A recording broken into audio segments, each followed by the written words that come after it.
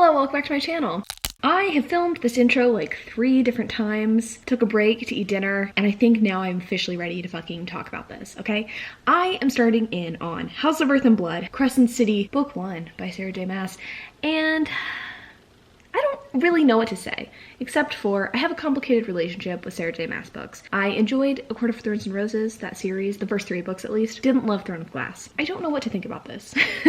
I feel like I've done extensive and exhaustive research before going into this book because I've been unsure if I wanted to go into this book. It's 800 pages. It is adult fantasy. Pretty much all of my trigger words, I guess you could say. Words that tell me to run away from a book. But my friend Mika got a tattoo after reading this book. It got me thinking, if it's good enough for her, it's gotta be good enough for me, right? Or maybe she has shit taste, I don't really know. But that's what I'm gonna seek to find out in this video. I am going to be reading this book over the next 2.5 days. It is Wednesday. If you guys are seeing this video, if it is made the light of day, you're gonna be seeing it on Friday. So I've got tonight, tomorrow, and part of Friday to read this.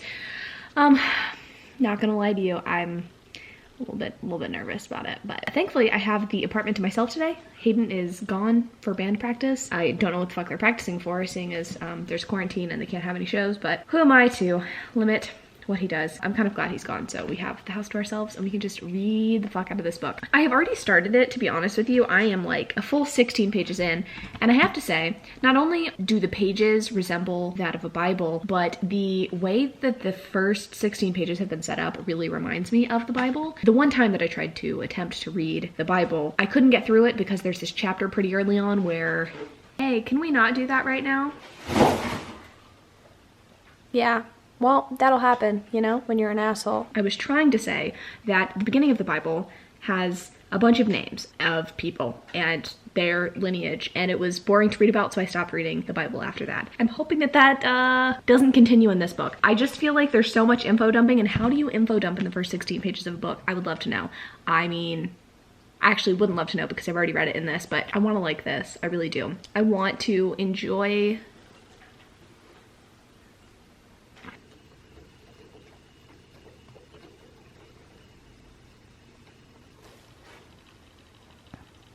Anyway, I would love to enjoy the ships and all of the goodness, but I don't know. I have tried to start this book a couple of different times. Like I said, I'm trying to push through the first couple of 100 pages because I've heard that that's how long it takes to get interesting. So I'm gonna try to get to like page 100 before I really pass judgment, and I'll let you guys know how that goes. Okay, I'm 114 pages into this book, and things are finally starting to pick up. Thank fucking God.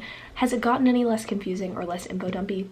Not really, but I feel like I can kind of tell you what the plot's about thus far. So this book is about Bryce Quinlan, who is a party girl, which we're not allowed to forget. She works in an art gallery, and her best friend is the leader of a pack of werewolves. She's the alpha, or going to be the alpha. And Bryce hangs out with this girl, her name's Danica, and her friends a lot. That's sort of the gist of the beginning of the book. I don't know if I said, Bryce is half fae, and apparently humans are bad in this world. There's every possible magical creature or being you could think of in this Crescent City. Bryce's job is to hunt down some artifact that was stolen a long time ago. Also, at the same time, there is a guy who's let loose out of prison named Briggs. At the beginning of the book, we're told that this guy is really bad and that he is human, but he is basically a white supremacist, I guess, or a white nationalist. He bombs the fuck out of things, and Danica's worried that Briggs is going to come after her, which is Sarah J Maas's heavy-handed foreshadowing, telling you that clearly Danica has something to be scared of.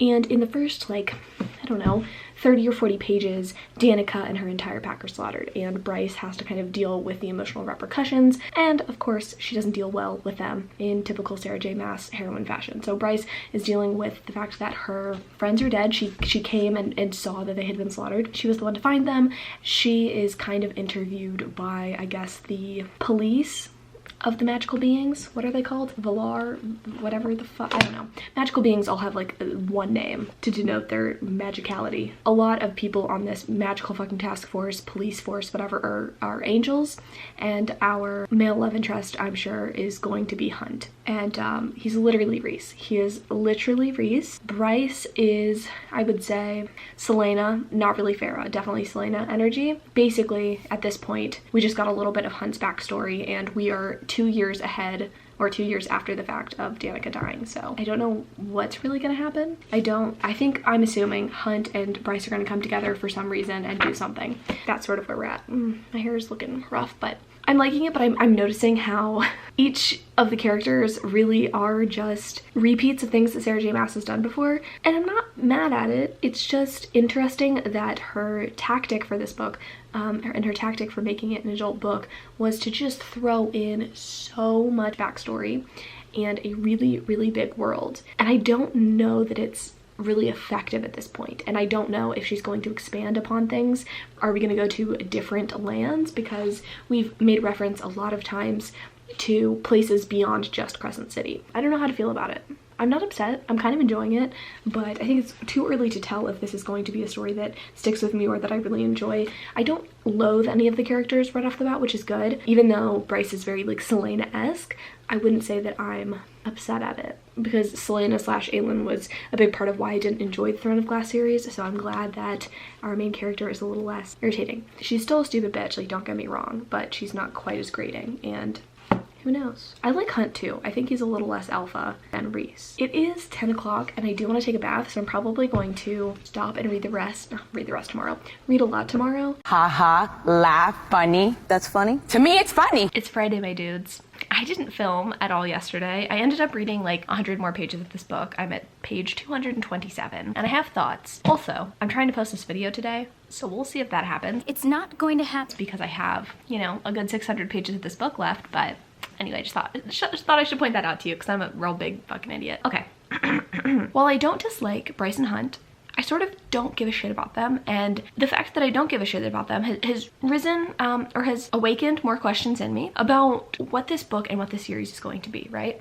Because I really give a shit about Bryce's half-brother Rune, who is like full-blooded Fae and is one of the, I mean, he's the only son, I think, of the ruler of the Fae. We're getting his POV, so I'm curious, like, how expansive is this world going to be? Because like I said, we've been getting insane amounts of backstory for like all of these characters and all of the different lands and stuff, like even more so than Sarah J Maas's normal info dumping. So I'm just curious as to like how expansive this is going to get. If it is, I'm very curious. If it isn't, I'm wondering why she would take this approach. I just feel like this could have better been marketed as paranormal romance, because that's kind of the vibes that I'm getting, but it's just like paranormal romance overstuffed with a ton of like fantasy elements. So I don't know, I just have such conflicting feelings reading this. Like I'm enjoying it to an extent.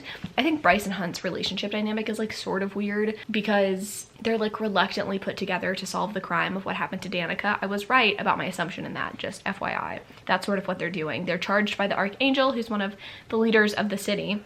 There's like different houses and they kind of rule the city or whatever. Anyway, the Archangel, who's a ruler of one of the houses, he's in charge of Hunt basically. He's like the head cop. Micah, I think, is the guy that put Hunt on the prowl and was like team up with Bryce to do shit. I just don't know that I like Bryce and Hunt's dynamic. I just feel like it's very paranormal romance to me, which like I like a good paranormal romance, but I just don't like the, oh my god, she's too flighty, she's like a party girl, and then she's like, oh my god, look at this fat ass, I'm so cool, obviously much too good for you bullshit. I just don't like it. Like, y'all are gonna fuck, we all know it. Let's not front. I'm not. I just don't appreciate it. I don't know. Also, I like literally forgot to mention that it's mentioned multiple times in here that Bryce sensuously sways her hips, or that she couldn't be a ballerina because her ass was literally too fat for it. She had too many curves to be a ballerina. I don't know. I don't know.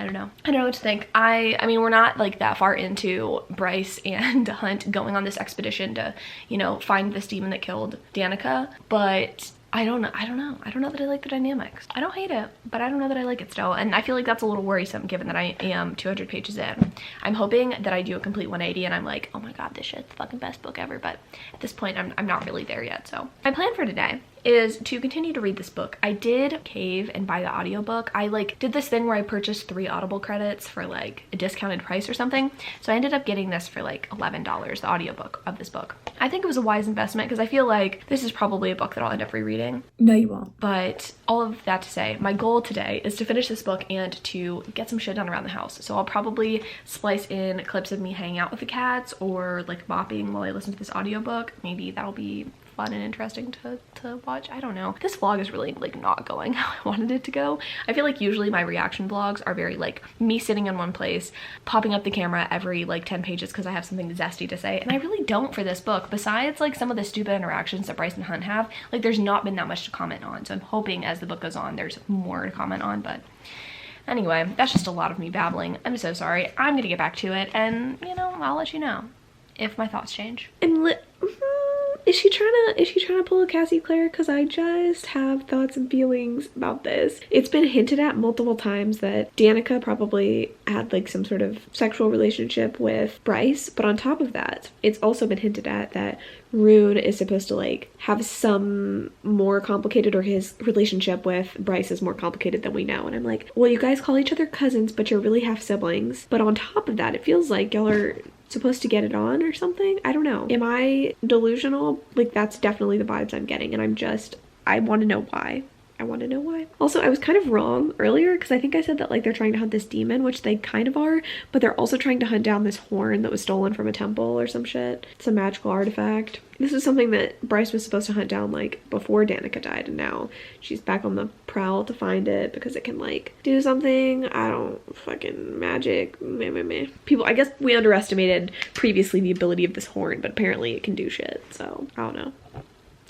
Nugget is having a great time though. Both of my boys are, so I feel like that's more exciting at this point. What do you think? Do you think that Rune and... Okay. Well, he doesn't want to answer. What about you, Pepe? Do you think that Rune and Bryce are gonna get it on? Or that they're supposed to get it on? I'm so confused. I'm so confused. I don't want to continue reading this book. This man just talked about how he wants to suck this girl's toes and then like kiss the rest of her. So not only is he a cop, but he has a foot fetish. And I just don't know that I can support him in this endeavor in this trying time. So anyway, the fucked up thing is that I'm like halfway done and I just don't give a fuck about any of these characters. I only care about Rune, although I don't know if I mentioned it. I think I probably already did, but the whole like Rune Bryce relationship, not a big fan, because I just feel like it's uncomfy. And I think they explained like why relationship is the way it is, and it's not incest. That's not the reason, thank God. But it just, I don't know. It feels like he has a crush on her, and I'm not loving it. Maybe I'm just reading too much into this. I really thought this was gonna be an exciting vlog, and yet here we are. So I'm at chapter 50 and things are getting not cuter, that's for sure. Things are finally starting to get spicier, which is ridiculous because that's like over halfway into the book. Come on, this book should not be this long. I don't want to say I've made up my mind, but I really, really, truly feel like if Sarah J Maas didn't have such, in my opinion, negative thoughts and feelings towards romance as a genre, I mean, I'm just assuming here, but since she has not put any of her like smutty talents to use in actual romance, I really think if she had just embraced it and made this into a paranormal romance, urban fantasy, it would have been a better idea. I'm enjoying the plot twist that happened. Essentially, since this is a spoiler vlog, I can just get into it. We find out that it's not Danica's mother who has the horn or who sent the demon after her own daughter. She actually wasn't trying to kill her daughter. Danica was the one that stole the horn during this power outage a few years ago, before Danica died, obviously. So that's kind of a fun plot twist. And I think I'm starting to get slightly more invested into the characters in the story. I'm still very apathetic towards Bryce and Hunt. I mean, they had like a romantic embrace, and I was like, whatever, before they were rudely interrupted by Sabine, Danica's mother. But I'm just like, I don't care if you guys, I literally don't care if you fuck. And that's like the last thing that you should be hearing from me, a lover of romance. On top of that, I heard that there is a character that dies in this book who is like a beloved character. And if it's this little fucking book sprite, but bitch, I just don't care. Like, I kind of want her to choke and die. Maybe it's because I'm listening to this on audio and the voice that the narrator does for the little sprite is annoying, but I'm also just like, who's this childish character? I don't care. I don't care. Am I bitter and a bitch? Yes, for sure. Certainly, but I don't know. I'm wanting more. I want more. Apparently there's some demon daddy that comes in. We did get to meet a really hot mermaid. Merman? I think it was mermail. I think that's what it said because it's Sarah J Maas, but I want more of that. How come I cared more about him and his trauma in the 5 seconds that we learned about it than I give a shit about Bryce or Hunt's. I can't even form words to tell you how much I don't care about either of these characters. Can this please just be told from Rune's point of view? Or the demon daddy who I haven't even met yet? I don't know, man. I had such high hopes. I will say, it seems like the reviews on this book are pretty mixed. I haven't heard very many people say they absolutely hate this book, but a lot of people just gave this book 3 stars because they thought it was kind of lackluster, and that's sort of how I'm feeling. I'm hoping that I can at least bump it up a star because I heard that the last 25% of this book is good, and I'm just like, you guys keep telling me like, oh, it gets better. Oh my god, like the first 100 pages get past it. No, I mean actually it's the first 58%, like you need to get past that. And then they're like, oh no, it's really the last 200 pages. And I'm like, well then why do the other fucking 500 pages exist? Like tell me why. I'm going, I have problems. I'm so sorry, literally. I know I apologize in pretty much every vlog for making it shitty, but like this one is truly shitty, but I am not wasting a good thumbnail. Okay, number 1, Demon Daddy deserves all the rights because he was there for 5 seconds, like Mermail, whatever the fuck his name was, Barnacle Boy. I just, you know, he's got the zest, he's got the personality, but I think I like Hunt now. I don't know why my characters have to go through some shit before I start liking them, but that's just how it is. So he just had to go kill some people because that's like part of his duty, I guess, for like rebelling. I don't think I explained this earlier, but basically Hunt rebelled against the powers that be, and now he is enslaved and has to kill people to make up for all the lives lost in the war or whatever the fuck.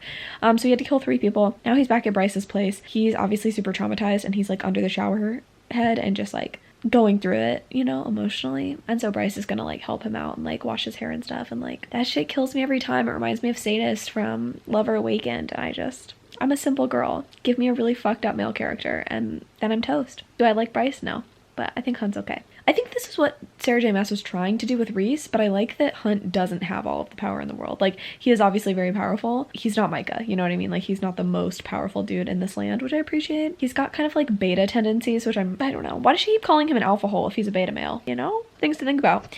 Also, they keep talking about how Homegirl hasn't done the drop yet, and I just still don't really understand what the point is. Apparently, all of these immortal beings are mortal until they like drop off some cliff, and I don't know if it's like just a mental thing or if it's physical too, but apparently the drop that they do gives some power to the city, and that's what like powers all of their like houses and shit. I don't know, like the whole city is powered by power from these beings going through their like change or whatever, their drop. I just know that when Bryce goes through hers, she's going to end up having all of these like magical powers. Even though she's only half fae, she's going to end up being a bad bitch. Like that, there's no other explanation for it, right? I don't know. I'm getting more intrigued. Thank God. Is 65-70% into this book? Like, I should not be feeling like this. You know, just like, oh, it's finally getting good. I know this is such a minor detail, but she mentions that she's not wearing underwear. Like, in her head, she says, like, I'm not wearing underwear. I wonder if he'll notice. It says that Hunt apparently noticed. How does he notice that she's not wearing underwear if he can't see it? Can he scent it? Does she got that stank? Okay, I'm gonna go. Okay, it actually just says that he can smell things on people, so confirmed he can smell Bryce's fresh tilapia. Same dumb bitch, different sweatshirt. Okay, it is Saturday and I have a little bit over 100 pages left in this book, and it's getting better but not much. So Mr. Athelwar has betrayed Bryce, shockingly. Actually, I am a little bit shocked. I really thought that Hunt was going to be the romantic companion to Bryce this whole series, but it's looking like that might not be endgame, which I guess shouldn't surprise me that much given the fact that in pretty much all of Sarah J Maas's series, she has you set to believe like one guy is gonna be the one for her, like the main character, and that it's not. That's exciting. We also found out that Danica was involved with some like sketchy drug ring. Like, she was helping to make some sort of like synthetic drug to enhance magical abilities. She got addicted to it. That's why she stole the horn. Apparently she was a drug addict, so that's fun. I'm assuming we're gonna find out later that that's not really the case and that that's just a cover for something else. Apparently Hunt knew about this shit about Danica and he just didn't tell Bryce, so he betrayed her. And now Hunt pissed off Micah, the head cop, and he got sold to his lover's sister who hates him, and he got his wings cut off, and I don't know, just a bunch of shit's gone down. Nothing like too exciting, don't get me wrong, but at least they're attempting to have more of like an exciting plot going on. Like I said multiple times in this fucking video, I really just believe this should have been a paranormal romance. I really feel like a lot could have been cut out to make this more exciting, and you don't have to have the characters get together in the first book to make it a paranormal, like, urban fantasy romance. I just think that this book was marketed in such a way to make you believe that this is going to be some like epic fantasy, and it's not a high fantasy. Like, this is definitely an urban paranormal fantasy, and that's fine. That's awesome. I just think that the tone is super weird. I'm gonna leave a link to 2 people's reviews down in the description of this video. One is Maddie from Maddie the Book Pusher. I think Maddie's review does a really good job at summing up my thoughts on Sarah J Maas's world building and the source of content in this that I think were strange. And then also Monty, I think he does a really good job. It's a written review on Goodreads of describing everything that I just didn't love about this book. I mean, like I said, I'm not even done yet, but I'm so frustrated. I don't know. This is barely a 3-star read at this point. I think it's gonna get better over the next 100 pages, hopefully, but I still don't think that it's enough to warrant the length of this book. A lot of the world building was unnecessary. It's not even world building. It's just, here's some information you don't care about that's not relevant to the story at all. I don't think you need to unveil your entire world in the first book to make it an effective story. And I just feel like she really thought, let me craft this entire world. It's like when you're brainstorming and you like to think all of the little intricate details before you start writing, she thought that you needed to put all of that in the first book, and that's just not the case. Like, that's not storytelling. That's just being lazy. I don't know. I'm bitching too much. I'm gonna continue reading. Oh, hi. So I am become a horn. This shit's so convoluted. So apparently Bryce is the horn. Horn got cleaved in 2, and that's why people didn't think that it was magical anymore. And so the recovered part of the horn was ground up and she consumed it. So, God, this book is too stupid. Okay, I have a theory. What if this is actually a Hades and Persephone retelling? All I'm saying is that this book ended very, very similarly to the end of A Court of Thorns and Roses, in which she thinks she has found her home. The heroine thinks she has found her home with a dude and she's happy, and then in the next book we find out things were not quite so great and that there's another male love interest. And I'm just saying that the ending scene of this has Mr. fucking Devilman, Devil Daddy, Adis. Wouldn't that be cool? I don't know. Okay, so we can talk about the ending of this book because I'm fucking done with it, and we can talk about my just final thoughts. I'm sorry. I know I've said it a million times in this vlog, but like, I'm literally sorry that this was so unexciting. Literally, the tone of this is so opposite from the thumbnail. It's insane. So sorry. Okay, so what happened? We find out that Bryce is the horn. She has eaten this ground up horn, and Micah seeks to activate her light or some bullshit, and in doing so, demons from hell are unleashed in the city. And the only way for her to save everybody is to make the drop officially, and the power generated from that will seal the gates and the demons will go away or die or whatever the fuck.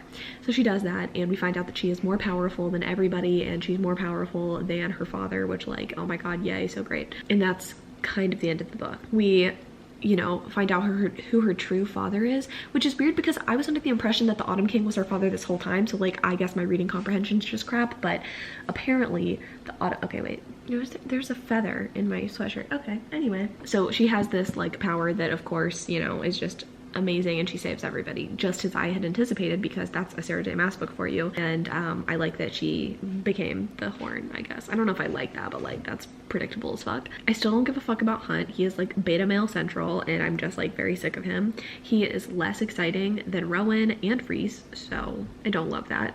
Also, the fact that she gave her male hero a last name and felt the need to not let us forget his last name was irritating. I will say the like grief component I did kind of appreciate. Like, I did like that, like, love is like the magic and the power and whatever. Like, I kind of, it's cheesy and it happens in every fucking fantasy book, right? But like, I like this. I thought it was cute at the end, at least, kind of. Do I think she's gonna live happily ever after with Hunt? Absolutely not. But now let's talk about my final thoughts, because I'm very conflicted about my rating. I'm either gonna give this 2 or 3 stars, because literally after finishing it, I agree wholeheartedly with Monty's review. Please go read it. Please. I think it's spoiler free, to be honest, and it does such a good job at really summarizing and articulating my feelings and thoughts on this book. So like, shout out to him for being so fucking smart. I'm not. I think the intention behind this book is just so convoluted and strange, and I wish that more thought had been put into like the components of this book. I feel like the tone, both the tone and the setting of this were just so strange. I really feel like she could have done a better job at making it an urban fantasy. I think she was trying to make this a high fantasy, but it's truly an urban fantasy, and it's really weird reading experience personally. I mean, you could call it an inventive world if you want, and that's fine too. Like, I think everybody's gonna have a different reading experience with this book, but for me it just felt a little bit jarring, as sometimes urban fantasies can do. I think for me, angels just really fuck me up. Like, angels and fae coexisting in a story is just odd. I don't know why. I guess I'm just like a stickler for just like very, I want to say basic lore, but traditional like lore. If you're gonna have vampires, there can be werewolves, but like having angels is weird. I don't know. I'll be interested to see where this book series goes. I didn't hate this. I'm glad that I bought it on audio so like I can listen to it and not have to read it physically when I am gonna read the second book, you know, whenever that comes out. I'm just not convinced of the greatness of this, and this is just not a 5-star read objectively. I mean, I think obviously there's no such thing as objectivity when it comes to reading or art or whatever. Like, we all have opinions, but this was not a perfect book, regardless of whether you like it. I just don't think it was a perfect book. So that's my official stance on it. I'm glad I did this vlog so at least I can like look back on it in posterity, and hopefully I'll read the second and third and however many books in the series there are, and I'll come back to this and be like, oh my god, I was so wrong. Like, the first book's actually really good. But at this point I'm not really feeling that way. It was entertaining enough, but like I said, it's just not something that really did it for me. So anyway, I'm glad I finished this. This is my 80th book of this year. It was 800 pages. That feels nice and fitting, and today is not the 8th, but that would be cool if it were. Anyway, thanks for watching. I'm sorry this was not exciting. I love you guys so much. I've got more good stuff coming that's more exciting than this. And until next time.